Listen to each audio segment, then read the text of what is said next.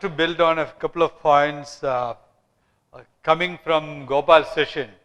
So I think the Ranjit asked, I think he has gone out, about the family constitution part of it.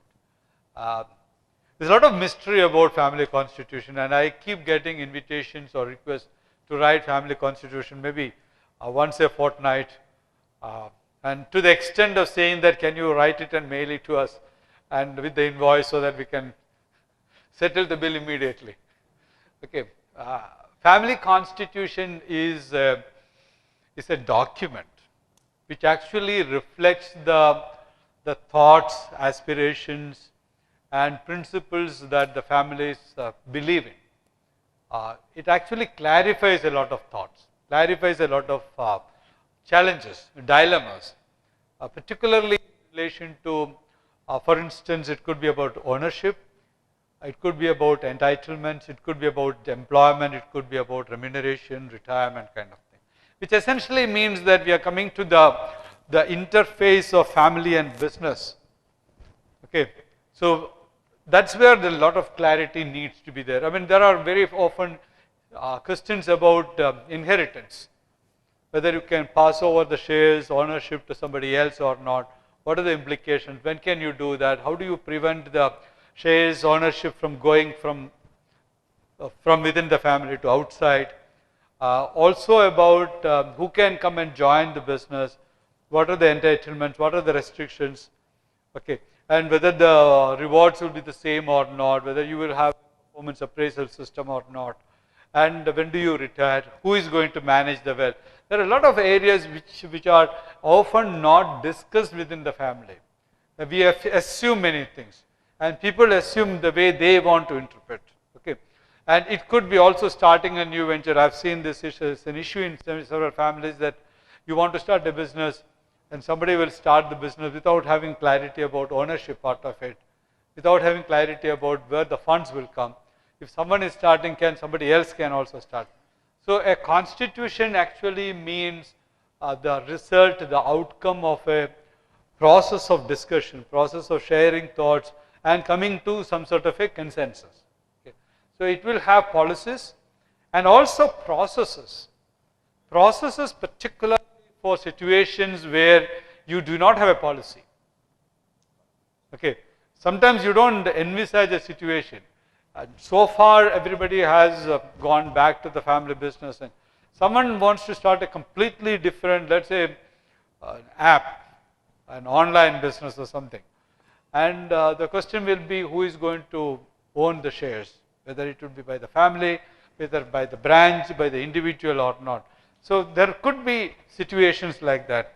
There could be, for instance, shares can be passed over from one generation to the others of the same family.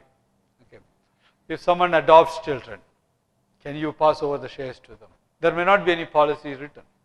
So there will be sort of a committee which will deliberate and then decide what to do. Maybe involving everybody, maybe involving few people. So that's the process. So where there is no policy, we think of the process. Typically in the family context, what we do is that if there is a dispute, leave it to the eldest or elder people to decide. That's a process. Okay. So the family constitution will have policies and processes, but these are arrived at through a process of deliberation, discussion. And in the process, a lot of awareness comes, a lot of clarity comes, a lot of understanding among the family members come. I think that is the essence of the family constitution, or which reflects the family governance mechanism. And yet another point was that what keeps the family together, what keeps it sustainable. And I was having a discussion with him about this part, and the fundamental thing what he said is that you have to answer one question: is it good for you or good for the family? The basic question is it priority wise, is it good for the family? It may not be the best thing for you, but if the decision or the solution is good for the family, then go for it. Which means that the family is more important than you. You are a subset of the family. Okay. So those who take the view, those who believe in it, then there is no problem. Okay. That is what is the essence of servant leadership. You are a trustee. Like the way Gopal said about the watch. You have the right to look at the watch, but you don't have the right to sell it. Or we say you can keep the cow, but you can't, you can use the milk, but you can't sell the cow. Okay. So you have the response. So that's the essence of the family togetherness also. Yet another part I wanted to discuss is about professionalism and professionalization. There was also discussion about it earlier. Often I find that the challenge in the family business is small things. Small instances add to problems. One simple thing I very often find is use of credit card. Okay. There is no policy about using credit card. There is sort of an understanding that official is to be of company and personal is personal. But very often people treat the personal expenses as official. Okay, this is one. The second is that there are gray areas.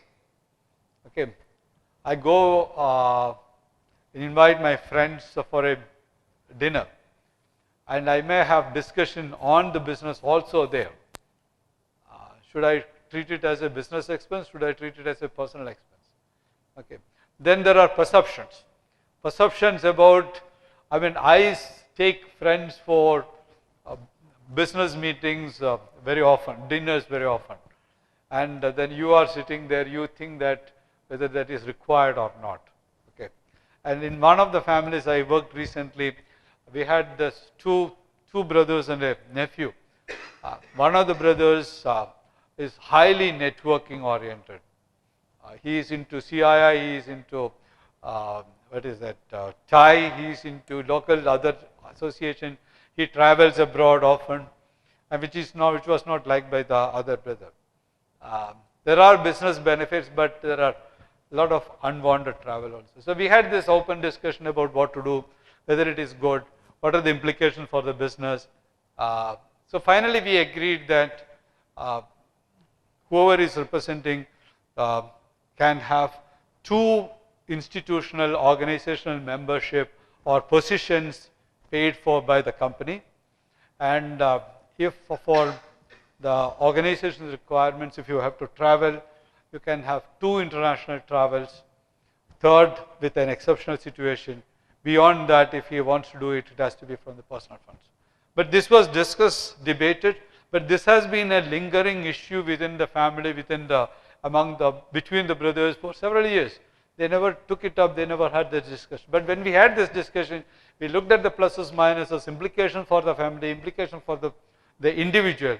Then there was a consensus. Okay. So that's a process of taking up the decision. And so professionalism, sometimes many of the issues related to professionalism, practice of professionalism, will be at the interface of family and business. Okay, so that becomes very, very important as part of the overall transformation of the family business, the family governance, professionalization or professionalism. These are all quite intertwined. To me, the professionalization or professionalism is a double game. Often it is beyond the family. I call the family professional and non-family professional. I don't call family and professional, because I believe that family members are professionals. And these days particularly family members are supposed to behave like professionals once they are wearing the formal cap. Okay, so it is like a doubles game. The reason is that it is impossible to define the areas of territory at the top. At the top, it could be between family member and non-family member. What's the role you are going to play? What's the role the other person is going to play? It is impossible to define. Okay. There are also challenges. Challenges in the sense of, let's say that very often, this is a big challenge I've seen in mid-sized family businesses, which may be, whether you call it 500 crores, 50 crores or even 5,000 crores. I call all of them into the mid-sized family business. typical challenge is that if you are the head of the business, you are the responsible person for the entire range of operations. And then you want to recruit somebody either as a CEO or a technology officer, CEO, whatever title you give, and you promise that person full freedom because you want to attract this person, especially if that person is talented, experienced. You don't want to lose him. It's him or her. Okay, it's a big task.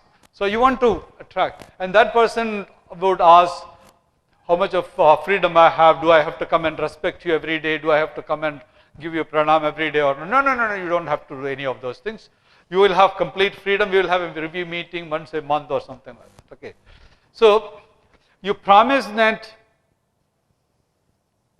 this is family executive or family professional, and you divide it as non-family executive. This is the territory for him, this is the territory.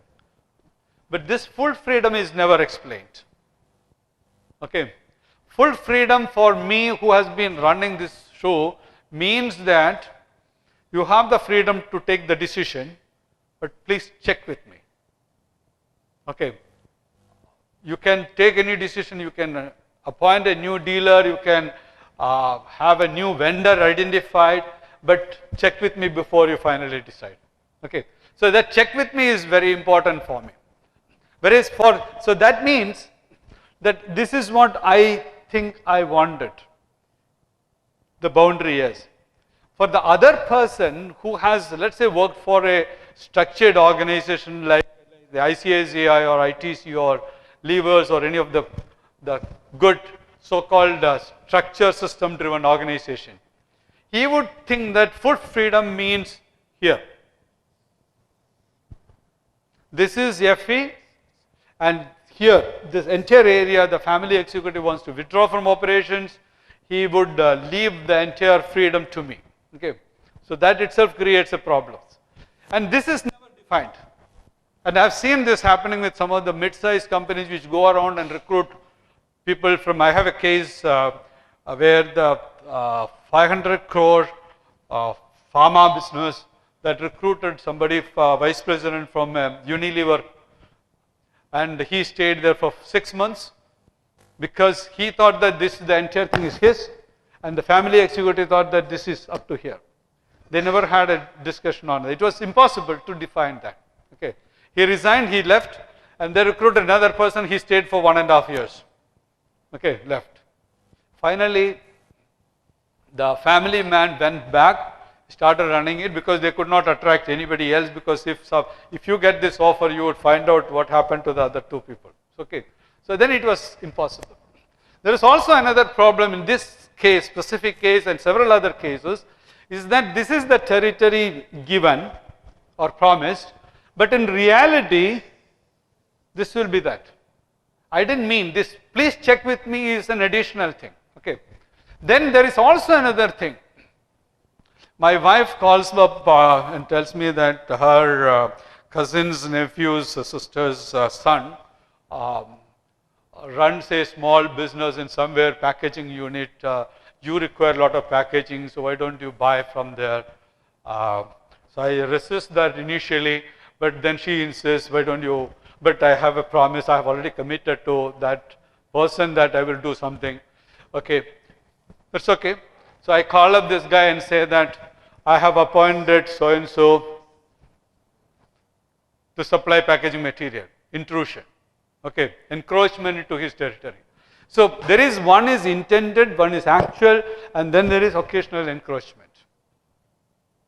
That this itself, I call it as no man's land, which is undefined, completely mined. So unless the people understand how to manage this, one is that the family executive has to understand what the psyche of the other person who is coming, whether that person is oriented, whether you can work out things or not. That's one. Second is that this is a dynamic sphere. You cannot define it. At the factory floor, you can say that you have to produce 500 pieces a day. This is definite. But at the top level, you cannot, because that's the reason I call it as devil's game.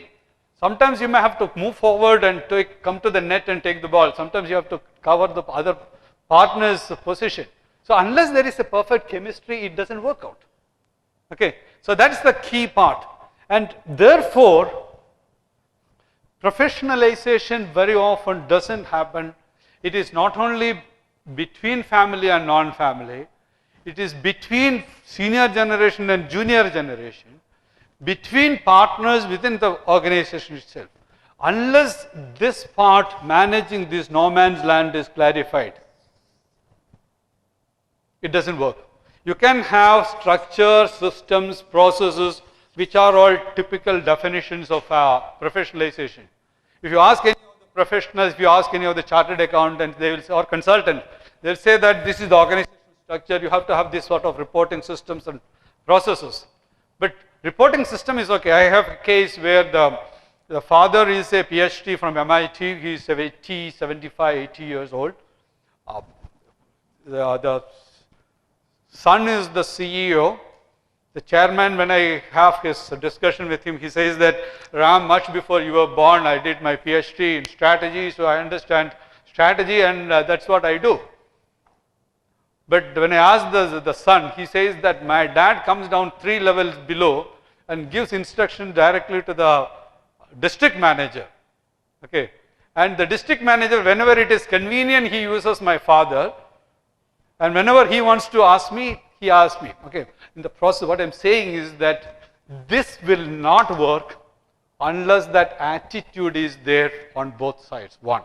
Second is that unless the players understand that playing this game is not easy, unless there is a full understanding between them to sort out issues whenever it comes up. So what it means is that if there is lack of clarity, okay, let's sit down. Who will do what? How are we going to decide?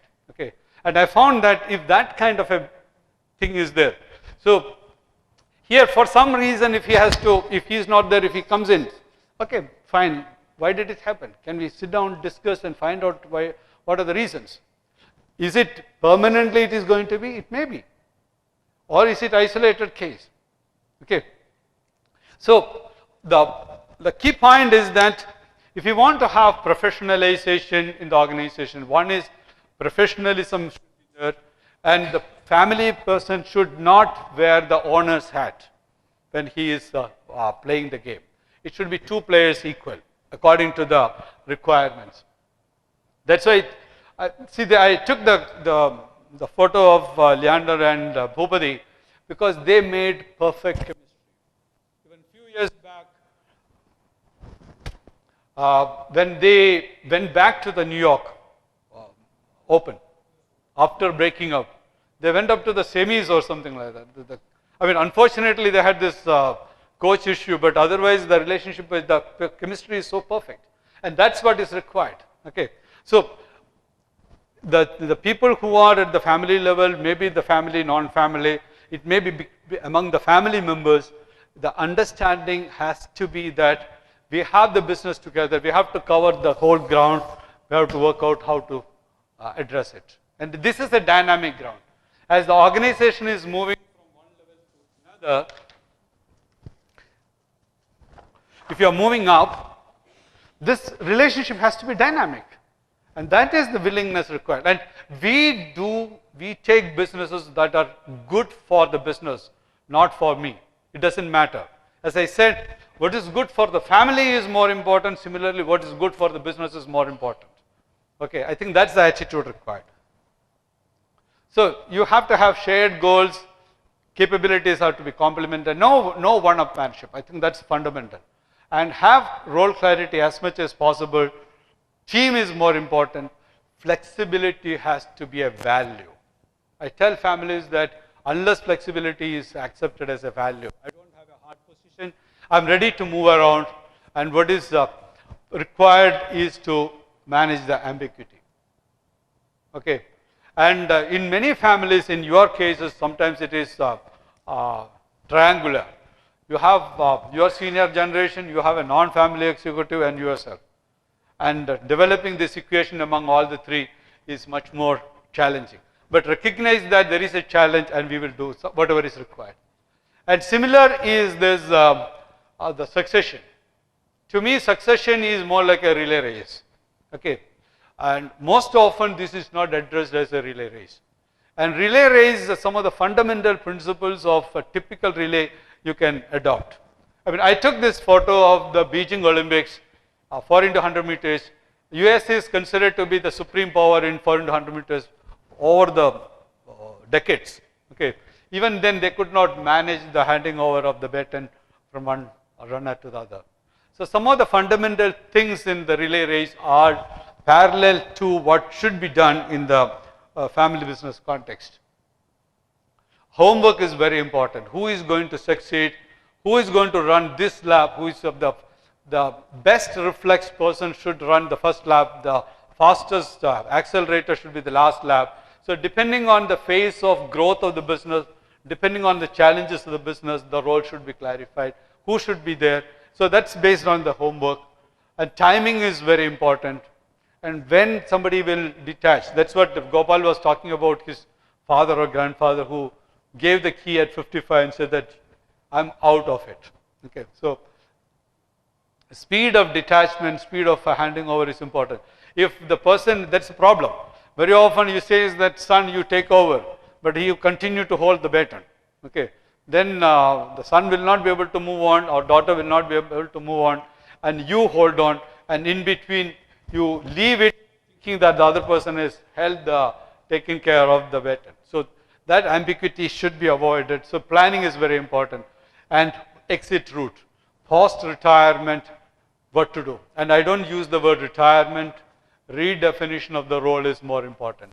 You don't retire. Retirement is a very bad word. Okay. There are multiple challenges of communication. From my experience, I classify them into 5. Goal confusion driven communication. There is lack of clarity about the goals. What kind of goals are required? You don't sit down and discuss the goals, and therefore people look at goals in different ways, and that leads to confusion in communication. Insecurity. The consequences of any decision will be bad for me about my position, my job, my presence, my status. So I object, I oppose, I resist any change. And I may communicate in a different way, but often it is because of this. And then there is ego. Because you didn't tell me that. And that leads to communication challenge. So next time I will fix it on you. Okay. So that happens very often. And it is the perception. It's not the reality. Reality, you are not smiling at me. And then typical human tendency is to look at it negatively. If someone doesn't call you, then you don't think that it may be because the phone is out of order, the person may be busy or something. No. There is a reason. Okay. And the typical human tendency is to look at it negatively. So perception driven communication challenges are very huge in families, and also role confusion driven communication challenges. So if you want to address all these things, some of the things required are basic values, inculcate and practice it. And often yet another problem is that people write down the values, but we don't think of practicing them. The key question is that, are we practicing? That's what I asked Gopal also. How do you practice? How do you ensure that the values are practiced? Okay. Again, transparency, I think you mentioned about transparency as a value. So, are we practicing? Are we open? Are we frankly communicating with other people? If you have an issue, do you communicate? Okay. So, vision and strategy, that also came up earlier on Gopal's presentation also. Vision having, I think Subbu also mentioned about the clarity of the vision, the passion and vision. Okay. So these are very, very important for the families. And if you go back to my slide, often that communication is incomplete about shared vision, shared strategy. Often the senior generation may be taking decisions without involving the next generation in the strategy and what to do. Similarly, systems and processes, all these things, structure, systems, processes, as I mentioned here, are important, but then human resources. Unless, because the family business is driven by human resources. Structure, system, processes may sit on the computer or the desktop, but the energy comes from human resources. And most of the energy, the source of the energizer is the family. So it is important to preserve, develop the human resource relationship within the family. And look at family as an organization. Okay, and it has implications for change. Family changes, and as I mentioned earlier, the business changes, family changes. So you have to have that openness to admit that that flexibility is required, and then only things will work well. Okay, so you have to do the planning parallelly. Very often we are worried about targets, performance, efficiency on the business front. We assume the same thing on the family front. We need to have that kind of an approach on the family front. How are we together? What makes us together, live together or work together? What are the challenges? How are we going to address this? These issues, if you practice, you have family governance. If you want to write it down, then it becomes a family agreement or family constitution or something like that. So you have the option. I tell the people that this is a journey where multiple crisis points are there. Many families have gone up through this crisis and have multi-generational, but quite a few of them have remained there, but large number of them have gone down. They have not anticipated the challenges of transition and transformation. And if you do not have those things, then there is a huge challenge of breaking up. And that doesn't happen overnight. Most family challenges, my experience is that it gets built up over a period of time. Small issues affect them. It's more like,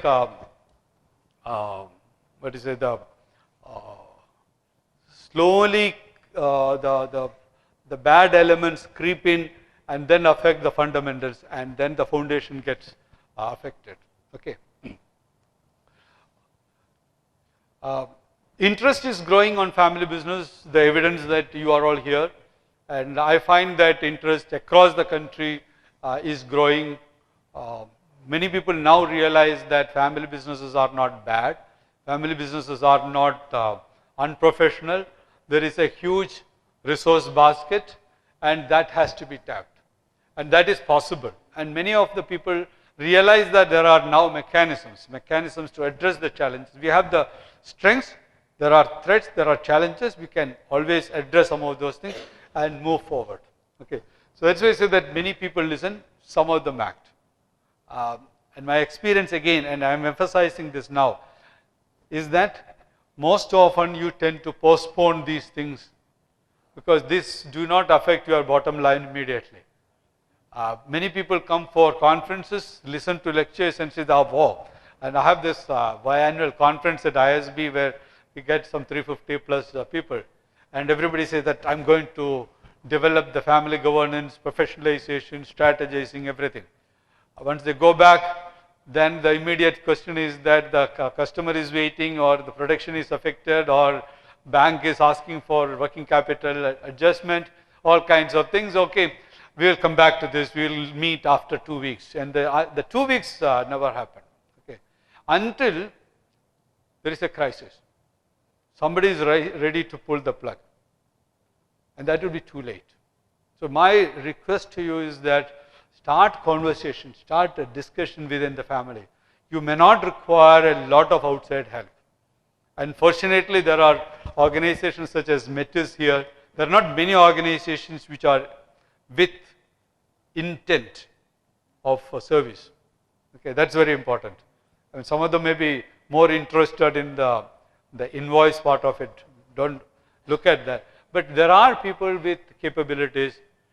But starting point is a commitment from within the family that you have to start the dialogue. Once the dialogue begins, then things will start happening. Okay, so I hope you will start the dialogue, just move forward, and you don't look for an automatic, simple solution to any of the challenges. But if you start talking, things will evolve. Okay, so I stop here. Thank you very much. Best wishes to you. I'm sure you will do well. Hello everyone. I'm not going to hold you back any longer than what you're supposed to be, so I'll make it nice and quick. Quick round of thank yous. Thank you, Professor Ramachandran. It was really nice and very insightful for sharing your ideas on family businesses. Mr. Gopal Srinivasan, he shared his idea of how family businesses are run from a fourth generation entrepreneur. That's really, really good. Most importantly, I'd like to thank you participants, because you have been identified as the present and the future of your respective businesses. So it is important, and it gives me immense pleasure to know that there's so much participation, and it only gives us a conviction that we have to do more such events to enlighten you, and more such events to share the knowledge and make your businesses better.